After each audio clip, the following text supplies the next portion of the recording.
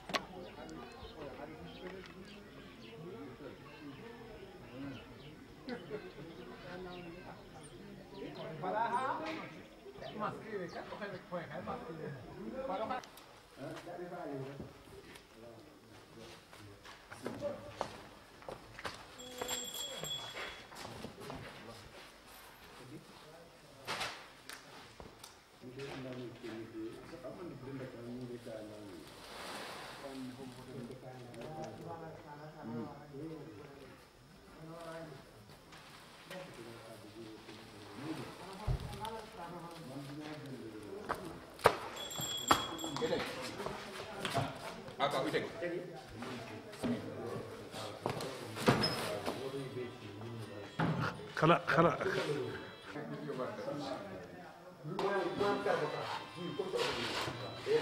yow man maa ngi lay làkk pël de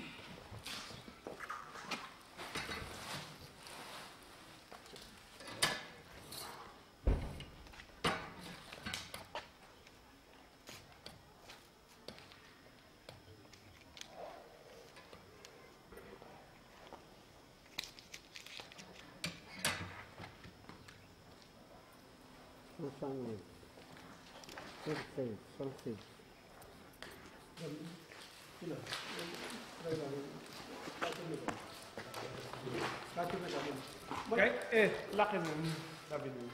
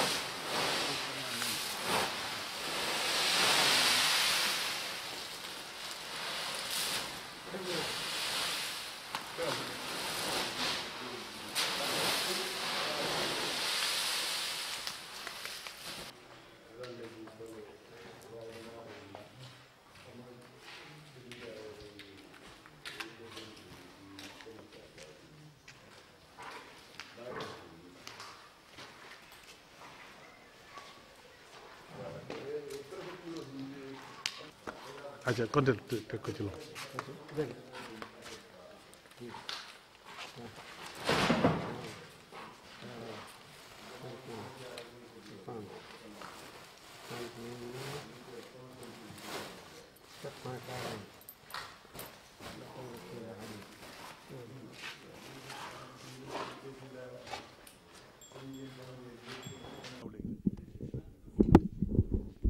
voilà asalaamaaleykum. waaw Serigne Mbaye. ban dëkk nga jógee ñëw fii. Diourbel Sine. Diourbel Sine nga ñëw jaay sa gerte tey kontaan nga. waaw kontaan naa bu baax moom.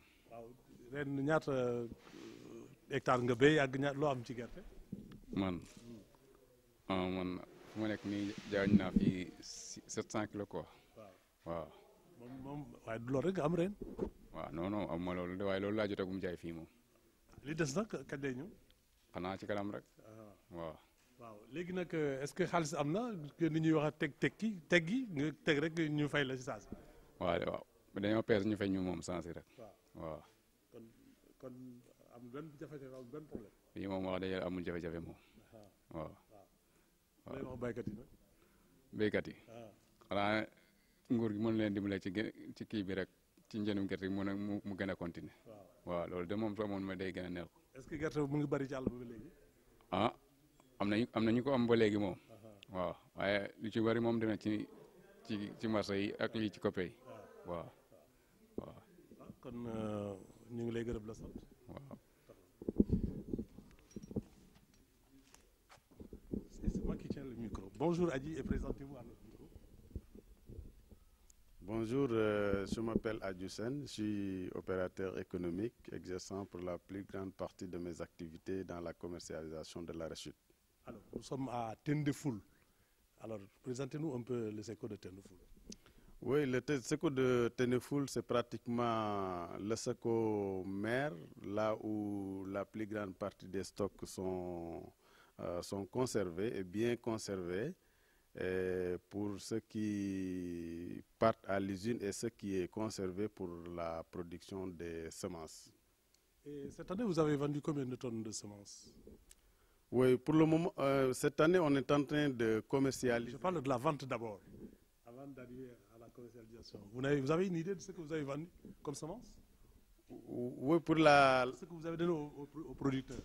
Oui, ce qu'on a donné aux producteurs, ça tourne autour de 400 à 500 tonnes. Oui. Et le SECO polarise combien de villages? Le SECO polarise pratiquement toute la commune, tout le département, hein, parce qu'on a des partenaires un peu partout au niveau du département et au niveau du siège de la commune où nous exerçons, qui a environ 52 villages. Ouais. Et vous servez combien de SECO annexes? Ici, on a pratiquement 7 SECO annexes. Qui viennent se ravitailler ici? Qui viennent se ravitailler au niveau de Tendefoul, qui a comme siège de commune rurale Tokigar. Voilà. Alors, nous sommes aujourd'hui le combien? Aujourd'hui, j'espère que on est au 29, bien que nous ne nous soucions pas de la date, parce que nous, on a des fonctions libérales qui n'ont pas pratiquement intérêt aux jours qui s'écoulent. Pour tout juste avoir une idée du démarrage de la campagne et au stade où nous sommes, du 1er décembre au 29, 2 mois. Oui. Alors, aujourd'hui, votre stock est estimé à combien? Actuellement, on a environ 500 tonnes de semences qui est programmée pour la campagne à venir. C'est ça ce qu'on va donner à nos producteurs. On va vendre une partie, on va donner une partie à crédit, bien sûr à crédit.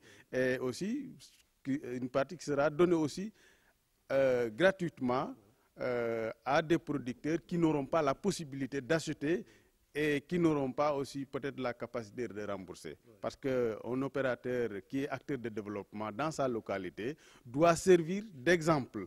Il est le responsable de beaucoup du côté social, côté économique, et évidemment, beaucoup d'autres secteurs sont concernés pour l'opérateur. Donner gratuitement, il n'y en a pas beaucoup. Hein. C'est pas... Ah si, quand on travaille dans sa localité, auprès de sa famille, et ayant des activités depuis des années avec des acteurs, il faut aussi faire du social. Parce que aussi, il y a ce qu'on appelle la responsabilité sociétale de l'entreprise. Ça, notre volet exclusivement tourne autour de ça. Et le peu que nous avons pour aider nos producteurs est de les donner gratuitement des semences. Mais à partir de tout ce que vous venez de dire, moi je voudrais savoir qui est Adji. Quel est votre cursus? Oui, moi je suis un opérateur au même titre que les autres qui a fait pratiquement plus de 20 ans dans le secteur. Ayant été d'abord employé de la Sonacos, j'ai vu qu'il est actuellement préférable de voler de ses propres ailes et former son entreprise et vraiment pour développer notre Mais Adji a également une formation économique. Effectivement, on a toutes les formations parce qu'il faut aussi, pour être chef d'entreprise, il va falloir s'entourer de toutes les compétences pour gérer une bonne entreprise, gestion, côté social, côté économique et même juridique. Voilà. Alors, donc aujourd'hui, vous avez combien de tonnes ici achetées? Oui, on a environ 1500 tonnes. 1500 tonnes commercialisées pour les semences, mais je dis l'ensemble des variétés et l'ensemble des Justement, vous avez anticipé quelles sont les variétés qui sont cultivée ici? Oui, au niveau du Baoul, ici, on n'a pratiquement qu'une seule variété. On avait une deuxième variété, la fleur 11, mais pour la plus grande partie, vraiment, on est à la 55 437. Vraiment, c'est la variété de prédilection des producteurs. Voilà. Alors ici, c'est son terrain de prédilection. Oui, c'est notre terrain vraiment. Et on a vu aussi que les producteurs vraiment s'approprient de cette variété. Et les chercheurs aussi peuvent nous témoigner que quand ils sortent une variété, quand les producteurs s'approprient de la variété, on voit bien que ça marche bien. Ça marche bien, parce que la variété, elle est active. Voilà, c'est ça, elle est active, elle a un bon rendement et ça donne aussi du foin pour nourrir le bétail. Oui. Alors, est-ce que vous avez souffert un tout petit peu du retard de mise en place des fonds pour la commercialisation? Oui, ça c'est un problème vraiment récurrent qui revient chaque année. De ce fait, vraiment, on demande aux autorités, aux partenaires, vraiment de revoir le côté financement. Parce qu'un opérateur vraiment sans fonds, c'est vraiment un soldat sans armes. Mais quelqu'un comme a dit, bon, il s'est préparé, il s'est bien organisé, en tout cas pour qu'il n'y ait pas de rupture. Oui, oui. Bon, un homme averti en vaut deux. Puisqu'on a fait ce métier-là, on a opté aussi pour ce métier-là, on doit se préparer en conséquence et voir certains canaux qui vont nous permettre vraiment d'avoir des fonds, qui ne vont même pas attendre l'appui du gouvernement pour faire fonctionner son entreprise. Parce que tout d'abord, on doit savoir qu'on est des privés. On doit s'attendre que de la protection de l'État, mais non pas des subventions et autres. Les certificats de bonne santé, ça dépend de vous-même. Effectivement, c'est ça. Il faut vraiment savoir où l'on va pour préparer en conséquence et ne pas dépendre vraiment des autres. Ne pas trop dépendre. Voilà. Alors, vous travaillez un peu avec la CNSAS? Oui, la CNSAS est d'ailleurs la grande banque, le plus grand partenaire vraiment financier qu'on a. D'ailleurs, moi, je ne manquerai pas de les féliciter encore une fois du fait de leur engagement, à commencer par le directeur général. On le remercie encore une fois. Il sait vraiment nos besoins et il sait aussi nous comprendre. Il ose prendre des risques. Des responsabilités. C'est vrai que donner du crédit, c'est toujours un risque, mais lui, il ose engager sa responsabilité et la responsabilité de la banque. C'est une banque qui nous comprend énormément et qui fait aussi énormément de choses, d'abord pour son pays. Il répond aussi à vraiment son nom, Caisse nationale. C'est une caisse nationale de crédit qui sait vraiment accompagner les producteurs et les opérateurs sur toute la chaîne, production, commercialisation et transformation. On dit mention spéciale à la CNSAS et tout le personnel. Et à son DG Malik Ndiaye et tout le personnel des régions. Parce que aussi, il faut savoir que notre personnel contact, c'est les chefs de services régionaux et leur personnel. On les félicite, vraiment on les encourage encore une fois. Voilà. Est-ce que vous avez une question qui vous tient à cœur et que certainement moi j'ai oublié de vous poser? Vous n'avez pas dit le mot de la fin. Oui, c'est demander aussi, appeler aussi tous les gens à retourner vers la terre. Retourner l'agriculture. Un pays ne peut pas se développer sans l'agriculture.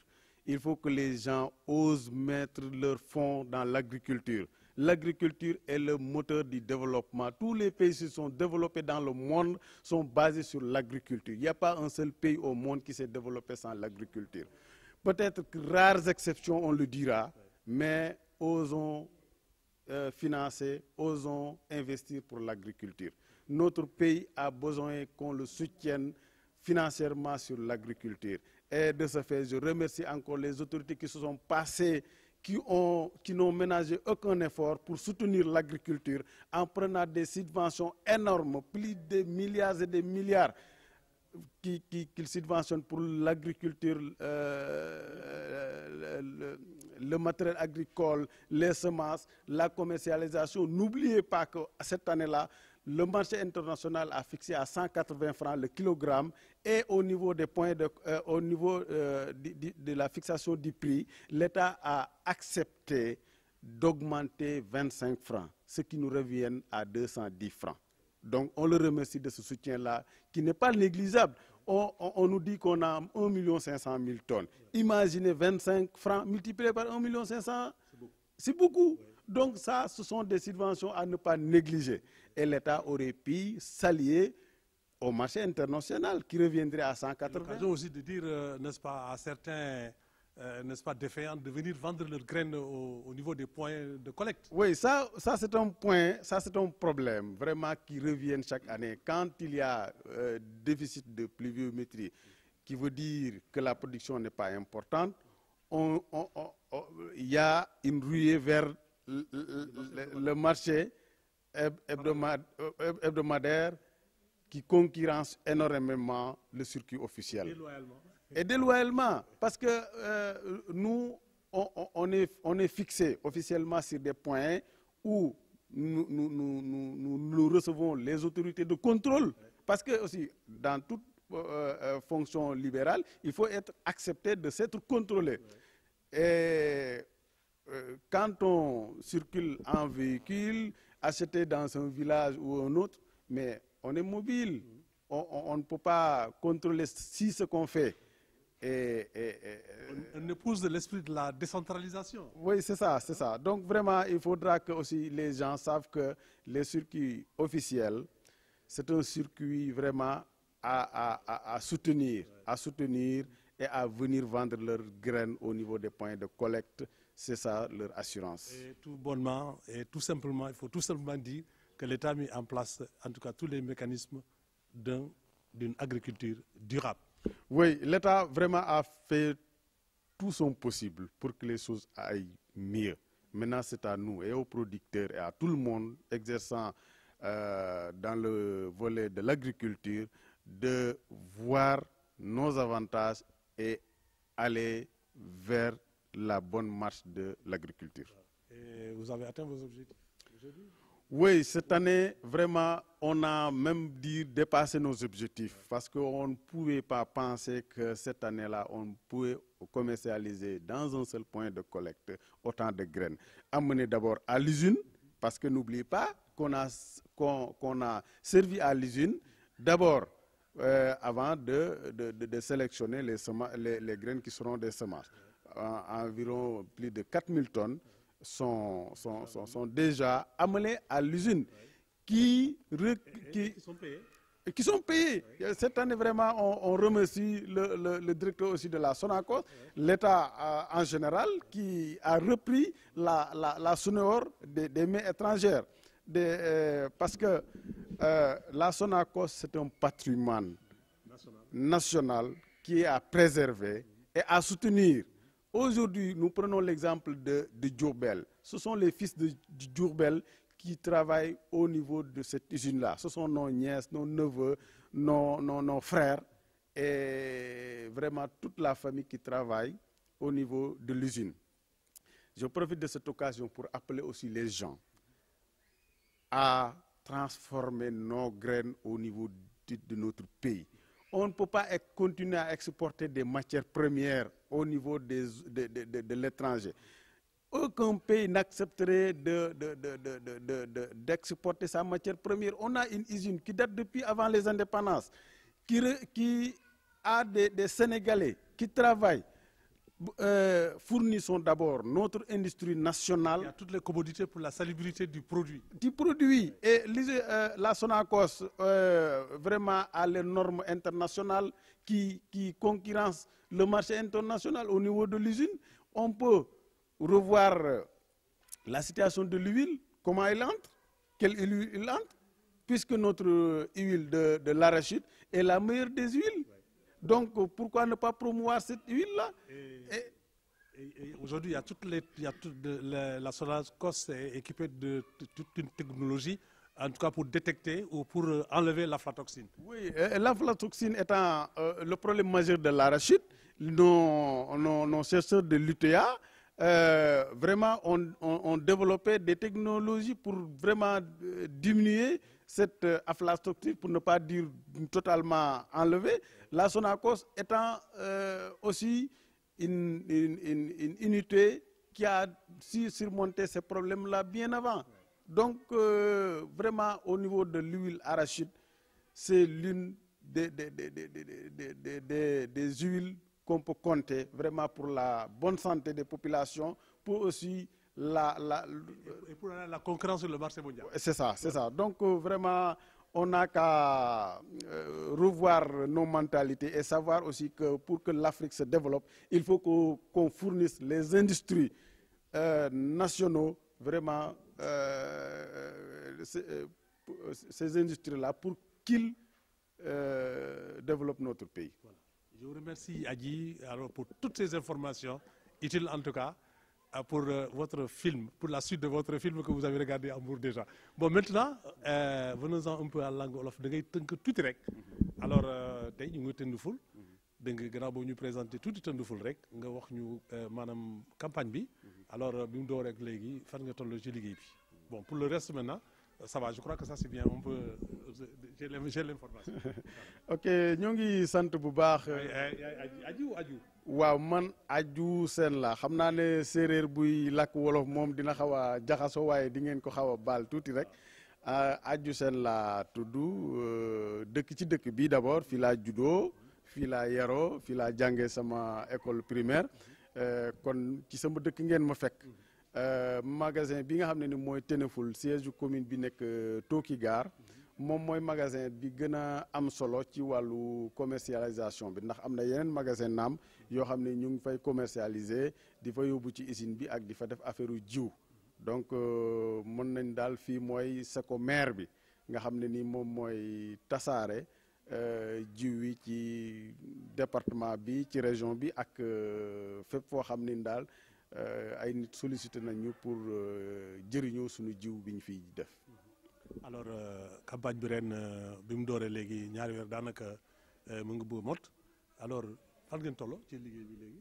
waaw liggéey bi moom daanaka wax naa ne weer bi moom ñaari weer yii moom dépassé nañu sax wax dëgg yàlla sunu mébét liñ doon mébét ne moom la ñu am yéene jënd sax dépassé nañ ko moom ci wàllu quantité ak ci wàllu finance. ndax waaw qualité bi moom ren moom macha allah qualité bi moom baax na lool ndax ñun moom fii ci gerte moom Sénégal moom ab maître la ci sous-région bi sax ak ci monde bi ci wàllu gerte ndax sunu techniciens yi nga xam ne ñoom ñoo nekk ISRA moom wax dëgg yàlla ñu ngi saytu ci wàllu gerte bi mucc ci ayib ci wàllu ngooñ ci wàllu rendement. kon daal sant nañ bu baax a baax sunuy technicien. Alors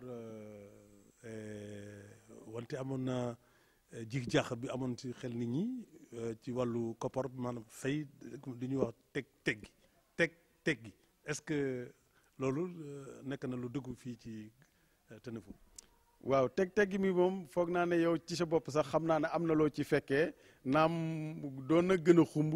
waaye fekk nga ñuy jënd di fay teggi daal ñun moom la ñu mës a xam moom la ñu mës ci yéene di profité ci occasion bi di woo nit yi ne gis nga circuit officiel bii ñu xam ne nii nit ki dafay samp ci seko toog autorité yi di ko ñëw di ko contrôler ku fa ñëw da ngay teggi xam ne kii ci li muy nekk ay mbir yu jub lay doon mënul def neneen nu dul jub. boo tasee ak oto fële ca mbedd ma nag mu jël sa gerte yóbbu ko indiwaatu la sa xaalis nga naan dama am bon impayé bu boobaa nag yow yaa tooñ sa bopp ndax am na foo xam ne nii ku ci nekk dañ laa sant ne la fii ngay yem fii mooy sa territoire ci ngay yem bu ñu la soxlaa ay information fi la ñuy ñëw xam ci li ngay nekk ndax jub na wala jubut kooku toog fa ubbi ay buntum pour ku mën a xam pour ku mën a laaj mu tontu la kon yaakaar naa ne booy jaay foofu nga war a dem. Alors je crois que financement bi aussi seen diggante ak caisse nationale crédit agricole lu ratax. waaw caisse nationale de crédit agricole moom dañ koy sumil chapeau comme ni ñu koy waxee di ko sargal ci jaarale ko ci directeur général am Malick Ndiaye wàcc ci région yi chef d'agence yi ak personnel bi ñu fay fekk yëpp ndax wax dëgg yàlla ñoom li ñuy def ci agriculture moom yaakaar naa ñoom rek ñoo am fit def ko ci ndax itam ñoom rek ñoo ñu xam ñoom li ñu nangu ci mbéy mi daal wuyoo na seen tur ne caisse nationale la réew mi ñoo ko bokk nañ ko dooleel ñoo ngi profité ci occasion bi ñaan ndimbal encore ci ñoom état bi bu amatee xaalis bu muy jaarale na ko jaarale seen CA renforcer ay capacité moom mooy permettre mu mun ñoo jàppale ci wàllu commercialisation bi ci wàllu jiw yi ndax seen CA départ ba ci wàllu mbéy mi ci wàllu njënd mi ci lépp lay accompagner chaîne bi di départ ba ca fin ba kon daal ñoom moom ñu ngi leen di sant di woo ñëpp ñu jàppale leen opérateur bu ci amati ab looy denc itam na nga ko yóbbu CNCA man de noonu laay def voilà. moo leen gën a tax ñeme. waaw moom moo ñu tax ñu xam ñun ñooy kan. ndax aussi bu fekkee yow nit ki daf lay jàppale nga am sa bénéfice dem yóbbu ko ci yeneen banque aussi loolu du rataxal mbir mi. Sonacos aussi taxaw nañ leen. waaw Sonacos aussi loolu dañ ciy profito di remercier état bi ndax moom moo ko jëlee ci loxo étranger yi ko yoroon nga xam ne ni amuñu xamuñu réalité réew mi Sonacos daal sant nañ bu baax état bi ni mu amee courage yu jël ko ndax nag courage moo ko jël kon nag nañ ko téye defar ko bu mu jekk ñu seet ci loxo yu wóor lañ ñu jox leen ko ndax Sonacos dafa nekk patrimoine national boo xam ne ñun dañ ko fi fekk suñuy wayjur yi di ci tedd suñu neveu yi suñu jerbaat yi ak suñu mbokk yi di ci tedd tey Jurbel bii nga xam ne foofu lañ nekk too usine bi gën a rëy kenn ëpp ñu usine fii ci njaareem suñuy mbokk yi nekk ci ñu war koo jàppale ci wàllu production mu yaxanal économie réew mi ñun nañ ko jàppale ndax état bi itam bu amuloon courage du ko def kon nag comme am na courage am ñun itam ñun citoyens yi nañ ko gunge ko ci kaw ñun ñi nga xam ne ni ñoo koy jox matière première am ñu jox ko matière première am mu transformer ko jaay ñu ko fii lu ëpp mu yóbbu ko ci marché international bi ndax moom ñëpp xam nañ ne Sonacos kat am na crédibilité pour jaay ci marché international kon nag loolu ma profité ci wonaale ñi ne dañoo war a exporter sunu matière première bi man ànduma ci dañoo war a jëriñoo sunu production ba pare transformer ko soog koy mën a jaay mu nekk plus-value mais matière première gisoo benn réew ci réew yu développé yi ñu jël seen matière première di ñu ko indil fii kon nañu transformer ba pare bu ñu transformer dafay yokk déjà liggéey xale yi dinañ am liggéey ñi amul liggéey dañ leen ci mën a jël ci usine bi xoolal Sonacos Diourbel man damay wax Sonacos Diourbel parce que man Diourbel moo ma gën a concerné am na yeneen usine nag Lindiane Kaolack am na Ziguinchor am na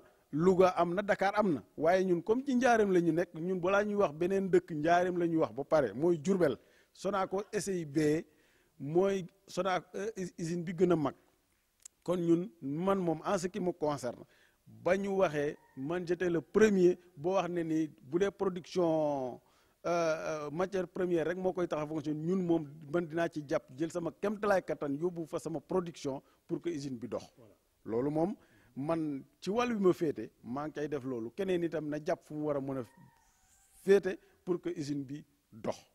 Aji ñu ngi lay gërëm la sax. ñun ñoo leen di sant di leen gërëm bu baax.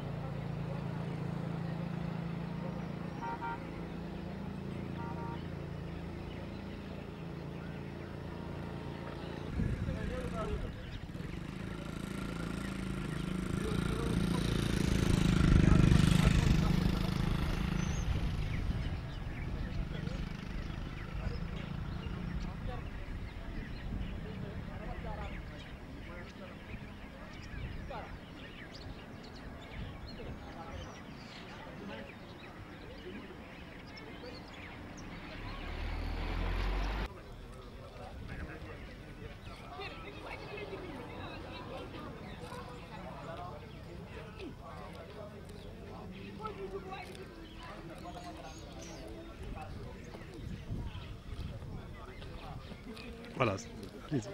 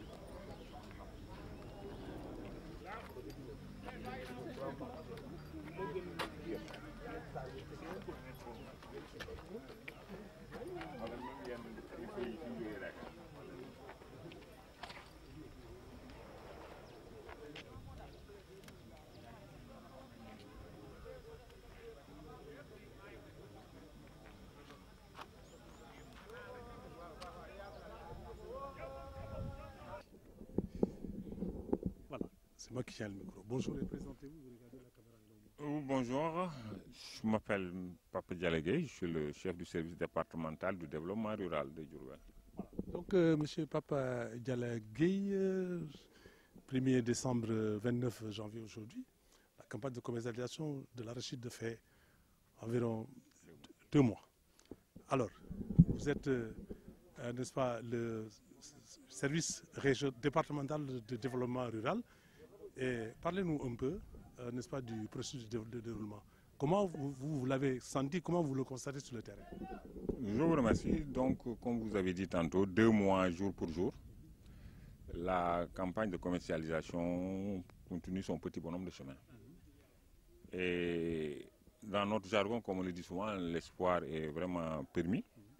Vous avez eu à le constater d'ailleurs ici au niveau de la Sonacos où nous sommes. Les nombreux camions qui sont ici en attente, sans compter les sécos à ciel ouvert qu'on aperçoit.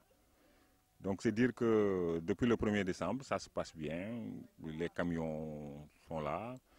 Des choses qu'on n'a pas vues depuis quelque temps, quand même, il faut le dire.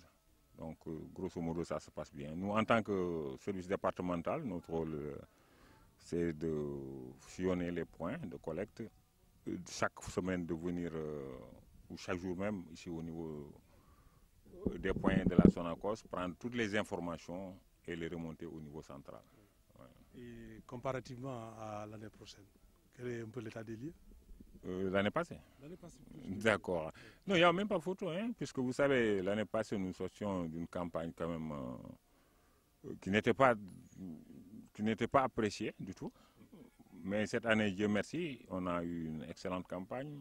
Dans le temps, dans l'espace, il a abondamment plu.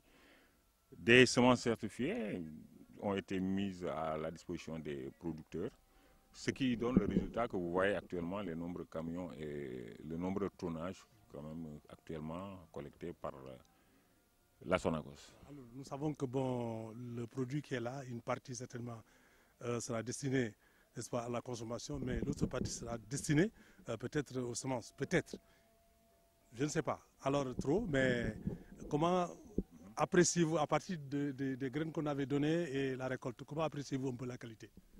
Bon, vous êtes attendu là-bas? Oui, la qualité, elle est bonne, hein, puisque nous avons eu à donner de bonnes semences. C'est ce qui justifie les récoltes, les rendements de récoltes qu'on a eu. Parce que pour l'arachide cette année dans la zone, nous tablons au bas mot à 700-800 kg à l'hectare. Des choses qu'on n'a pas, des chiffres qu'on n'a pas eu quand même les années dernières. Bon, tout compte fait, de toute façon, nos patrons du niveau central l'ont déjà dit, la reconstitution du capital semencier, si elle n'est pas bouclée, elle est presque à terme. Donc on n'a pas de souci par rapport aux semences à donner l'année prochaine aux producteurs. Alors vous vous intéressez aussi à ce que font les opérateurs privés et aujourd'hui quel témoignage pouvez-vous faire? Ah oui, vous savez, les opérateurs privés aussi font l'objet de suivi de notre part. Et chaque fois, nous allons sur le terrain. Et vraiment, il faut les remercier quand même de leur partition. La partition qu'ils jouent au niveau de la commercialisation aussi, elle est excellente. Surtout du côté de, il faut le dire, hein, du côté de Tenefou d'où vous venez, où le SECO est rempli de graines. Et c'est l'occasion aussi de remercier ou de féliciter ou d'encourager, je ne sais pas, l'opérateur qui est là-bas, qui a eu le point de Tenefou, notamment M. Adjoussen, qui est opérateur privé semencier. Alors, donc, les deux réunis, les conclusions de votre rapport. Ah, mais d'excellentes perspectives. Hein? Cette année, pour la campagne de commercialisation, elle se passe très bien. Et touchons du bois, je pense qu'on ose espérer que les sessions de semences aussi, on aura déjà suffisamment collecté de semences, de bonnes semences aussi, des semences certifiées. Donc les sessions se dérouleront dans les règles de l'art normalement. Donc vivement que l'année prochaine aussi soit identique à cette année ou même meilleure. Je vous remercie, M. le Deder, et un petit résumé wolof tënkal tuuti. waaw ci waaw comme xam nga sama naataangoo yi rek yow soo nee DRDR souvent ñu gis ne ah waa ji kat mu kii SDDR la daal. waaw SDDR Diourbel la donc ci wolof ci gàttal maanaam li nga gis nii tey wax naa ko léegi lu ñu gëj a gis la ci diwaan bi Sonacos. camion yi nekk fii di xaar yi nekk ci biir maanaam SECO yi déjà ñu collecté. ñuy sant yàlla parce que nawet bi ren nawet bu mucc ayib la yàlla indi na ndoxu jàmm bu béy ci jàmm am ay production maanaam mën naa ne record parce que gerte gi suñu dem nañ ba 700 à 800 kilos à l'hectare donc loolu sant yàlla la bon campagne bi nag ñaari weer yi commercialisation ñaari weer ci tey ba mu commencé ak léegi nit ñaa ngi indi seen gerte gi fii usine tamit nga koy jënd parce que foofu it Sonacos faut les féliciter hein, parce que ren wax dëgg yàlla li ñu gis ñun en tant que aussi agent de l'État di ñëw di jël ci information di remonter mooy li ñu waxante woon ak opérateurs yi yëpp ñu ngi ci dara demu ci ku ci wàcce sa camion tey defe naa ëllëg sa nga jot sa xaalis dem loolu it luy sant yàlla la quoi. alors lan nga war a maanaam tënk sa rapport xam nga gis nga dégg nga topp nga alors booy def témoignage tey pour que kilifa yi naan fii de war nañoo soppi doxin noonu wala war def ni loolu lan la war a doon. waaw di si comme ni ma ko waxee rek di sant yàlla gerte bëri na bon usine Sonacos suñu mbokk huiliers yi ñu ngi jënd bu baax rax ci dool it li ñuy wax capital semencier bi maanaam jiw gerte gi ñu war a mën a jël def ko jiw pour jox ko béykat yi tamit antu na donc incha allah xam naa fii ak mois de mai début session yi dinañ am lu ñu jox béykat yi ñoom it gerte gu baax bu mucc ayib boo xam ne bii dinañ ko mën a ji am ci loo xam ne li peut-être mooy ëpp li ñu am ren te li ñu am ren déjà sant yàlla. alors ni ñu delloo buum ci boy ga wala Sonacos jël ko delloo ko askan bi xam naa ne da nga naan kaddu état mooy sama kaddu mais comme yow yaa fi ne kay état yaa ko fi teewal noo gisee loolu. gannaaw kilifa yi maa ngi ci gannaaw kilifa yi rek loolu foofu moom cette décision bi defe naa ñoom ñoo koy jël. ñu maa ngi lay sant bu baax.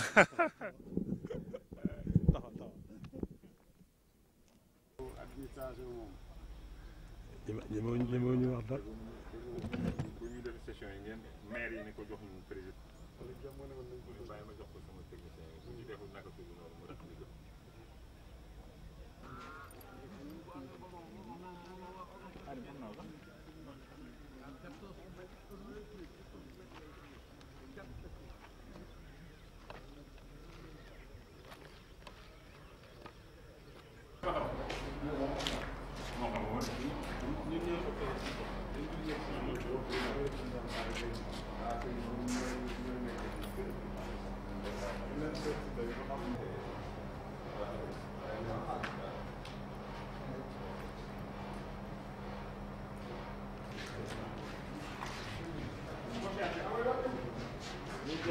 waaw déggante bi rek waaw yow moom vraiment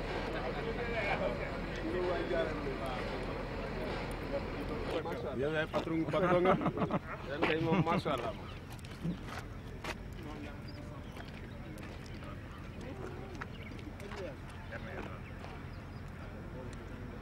fii nga xam ne nii boo taxawoon fii doo dégg dara. waaw. war naa ñëwaat de. non ñi mooy usine sax.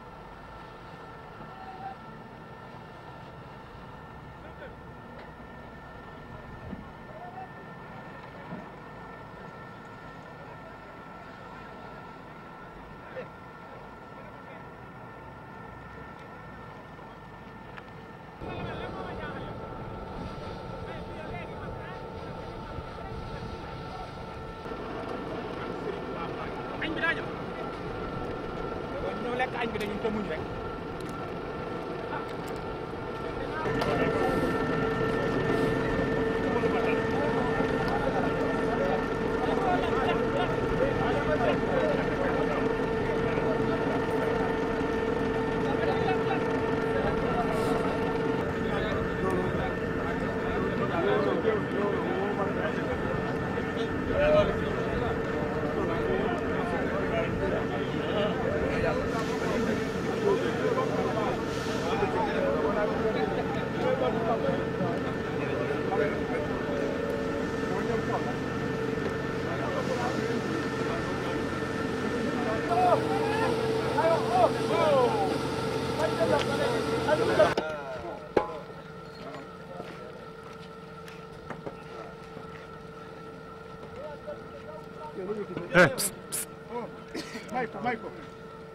il faut que jàll rek. waaw nañ sotti gerte waaw. waaw. oh mu ne ngeen sotti oh. waaw liggéey leen mu jëlaat oh mu ne mu ne ngeen sotti mu ne ngeen sotti. non non fële laa wax ñale. waaw ñooñu ngay wax mu ne ngeen sotti. waaw ani pardon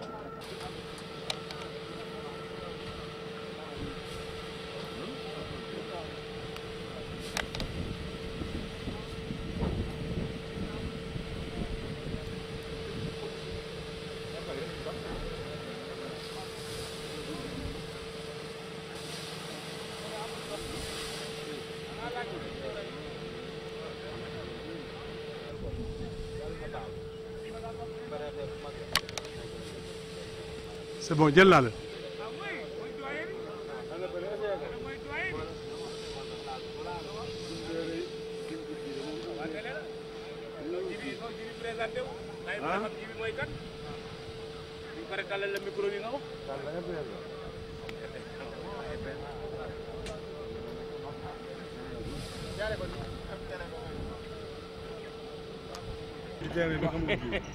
c'est-à-dire ni mu yàggee ci xaw ma ko yéen yàgg ci taxul nga xam ñëpp dëgg xëy na daanaka bu fekk xaw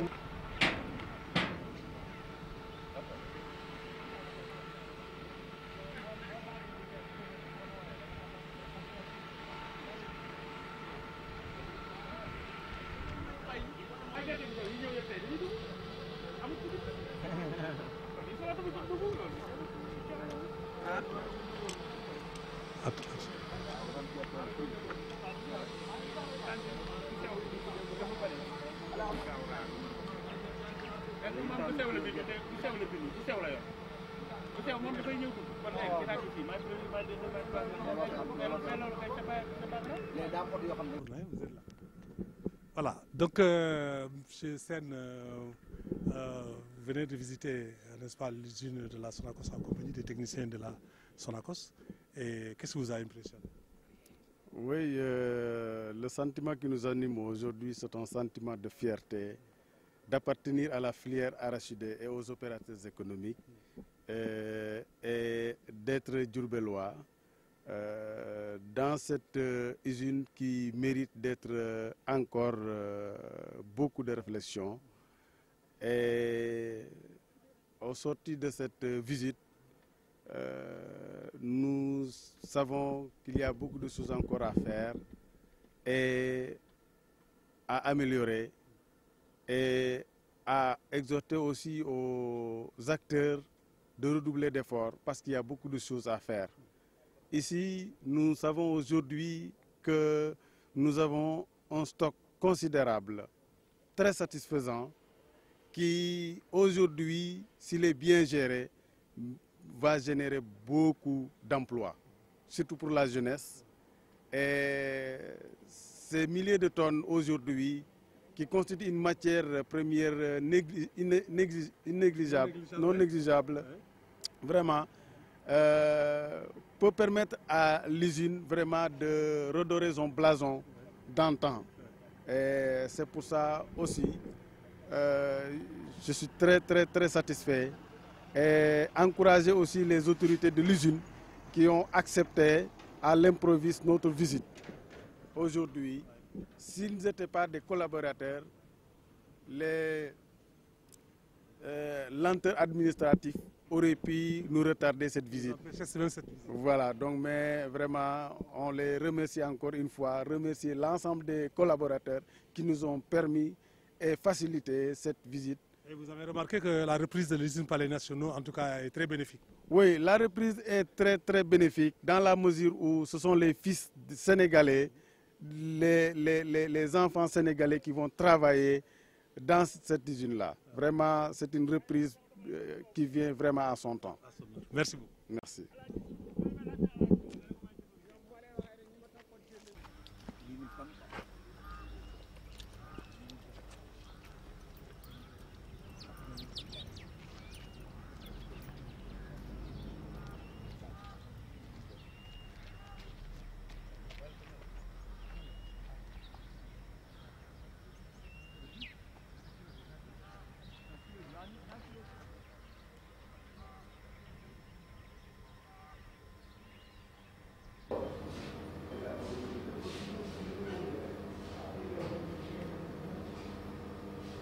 Travaille un peu à la machine là-bas. Ou bien ici, hein? Ok. Donc, merci beaucoup. On est content.